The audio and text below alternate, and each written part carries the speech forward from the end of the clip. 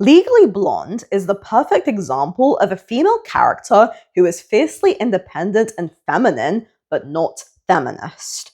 Elle Woods' story is a personal journey, and the film does a great job at depicting positive, well-rounded female and male characters.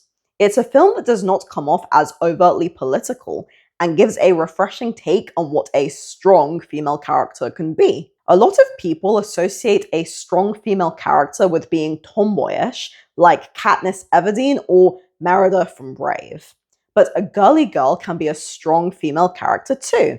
Elle Woods loves shopping, pink, and being girly, but she is also incredibly intelligent. Let's talk about why she is a fantastic character and why we need more female characters like Elle Woods. My name is Zarina Matcha, and you're watching The Rational Female. If you enjoy my content, give the video a like and subscribe to my channel. What makes Legally Blonde so unique is that it opens with the premise of a beautiful, bubbly blonde girl who is perceived as stupid by others. This feeds into the dumb blonde stereotype, which the entire movie challenges. Many around Elle assume that because she is blonde, attractive, and optimistic, she must be unintelligent. Yet very early on in the film, we see Elle tell off a shop assistant who tries to sell her an overpriced dress. This immediately tells us that Elle is actually sharp and capable. She is able to navigate social situations well, using her own knowledge of fashion and beauty,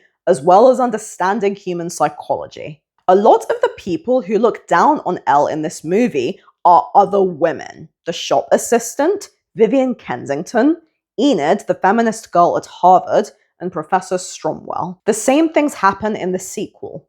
They all initially assume that Elle is stupid, but over time they come to respect her, and this is a crucial part of the story. Elle experiences cold, excluding behavior from many of the women that she meets. Although feminists probably don't want to discuss this, one could infer that Vivian and Enid are jealous of Elle because she is very attractive and cheerful, and she doesn't fit their idea of what an intelligent woman looks like. Women judge each other harshly on looks, and conventionally beautiful women often experience a lot of judging and snark from other women. Because Elle is framed as strikingly different looking to the other women at Harvard, she becomes the joke. This is why Vivian pulls the prank on her by inviting her to a party and saying that it's a costume party when it actually isn't. Elle is also very happy and cheery, which many people may perceive as irritating. People who are serious and solemn tend to be more respected than people who are overtly friendly and nice to everyone. It's very important that the film shows an honest representation of female behavior. It's equally important that the film also shows genuine female camaraderie. Elle has many positive female friendships, and she ends up finding favor with the other women around her. By the end of the movie, she and Vivian become best friends. It's a shame that we don't see Vivian in the second movie. No idea what happened there. One of the best moments for me is when Vivian falsely assumes that Elle was sleeping with Professor Callahan, and then she realizes that she was genuinely wrong. This is very positive, and it's good to see people who actually have redeeming qualities as opposed to people who are just purely nasty. This is a very optimistic movie. Professor Stromwell also ends up showing Elle genuine respect for her intelligence and infamously gives Elle encouragement to pursue her law case after Callahan behaves disrespectfully towards her. What drives the plot of this movie is that Elle's boyfriend, Warner, doesn't think she is intelligent enough to be his wife, get into Harvard, or earn Callahan's internship. He looks down on Elle and sees her as his beautiful, bubbly girlfriend, but not someone he wants to marry. His idea of a wife is someone who is less glamorous and more serious looking. As he says, a Jackie, not a Marilyn. The film is about Elle proving to everyone around her that she isn't stupid, especially Warner. What's fascinating is that by the end of the movie, Warner actually does respect Elle when she wins the case, but she has decided that he is superficial and fake, and that she can do better. I have another video about why being a beautiful woman can be challenging due to many commonly held assumptions about attractive women. One obvious assumption is that beautiful people are stupid. Elle is a perfect example of this. A lot of people assume that if one is very attractive, they can skate by on their looks. This is absurd. In reality, nobody skates through life just by looking good. For someone to pull this off, they must be physically attractive, but also charming, charismatic, and socially adaptable. Being purely attractive will not get you very far in life. If you are attractive but also highly unintelligent, you will be a social laughingstock.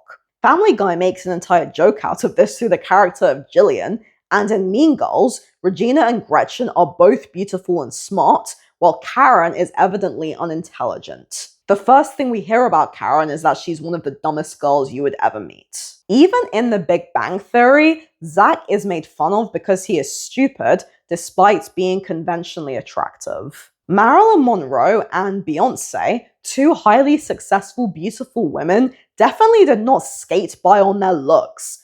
Both worked incredibly hard on their craft to become successful. Models starve themselves, and singers and actresses work on their craft. Heck, Cleopatra, who was dubbed by some historians as a radiant beauty, was revered for her intelligence, charisma, and leadership qualities. That's what made her so charming. Elle's fierce intellect and ability to think outside the box proves to be a sharp tool that ultimately leads her to succeeding in her education, her professional endeavors as a lawyer, but also in her personal life. Emmett, who by the end of the film proves a better romantic choice for Elle than Warner, doesn't just fall for Elle because she is a pretty face. He falls for her because of her sharpness and good-heartedness. He believes in her because she has a uniquely feminine way of looking at the world, which leads her to succeed in one of the most iconic movie scenes ever. Emmett believes in Elle during the legal court case, and because he believes in her, she is able to win Brooke's case. Elle and Emmett's relationship is wholesome and grounded because it's founded on genuine mutual respect, not superficiality. It evolves naturally and is very believable. This film is not misandrist or anti-men. It just advocates having a partner who respects you, not someone who looks down on you. Alongside her intelligence, perhaps most importantly, Elle possesses a quality that is deeply overlooked by feminists: kindness. Feminism does not inspire kindness in women at all. It inspires cruelty, coldness, and narcissism. Modern women are not encouraged to be kind. Women are encouraged to be cold, aloof, and emotionally detached. There are countless videos on YouTube about how to be mean, cultivate mean girl energy, and that nice girls lose. I do agree that being overly lenient is not good. One should have firm boundaries. Elle demonstrates this constantly. She doesn't cry when Vivian makes fun of her at the party. Instead, she throws an insult back at Vivian and then walks off. She stands up to Callahan when he is an inappropriate creep towards her. She walks away from Warner, deciding that she can do better.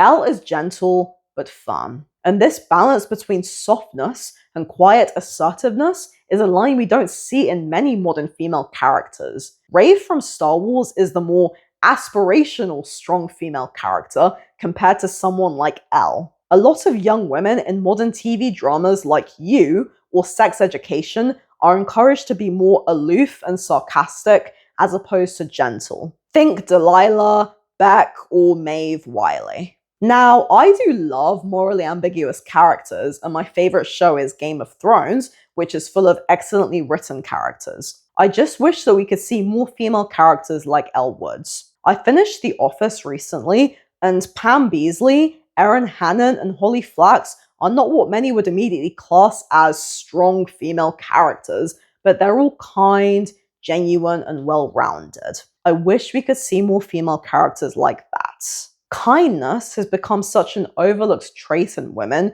because it's now associated with weakness. It's cooler to be snarky than sincere. Elle uses her kind heart to believe in the people around her, such as Paulette and Brooke. She uses her unique knowledge of hair care and beauty to win the case. The film shows us that traditionally feminine things are not stupid and can actually be a valuable asset in certain situations. The ability to think outside the box and see important things that others may miss is very important. Mulan is another good example of a woman who uses her unique way of seeing the world to navigate problems and ultimately save China. The hero in the hero's journey is usually someone who notices things that the people around them do not, and that's what makes them a hero. Elle Woods ultimately proves that a woman can be beautiful, kind, enjoy traditionally feminine things like hair care and shopping, and also be academic, intelligent, and career-focused. Legally Blonde was truly groundbreaking for this,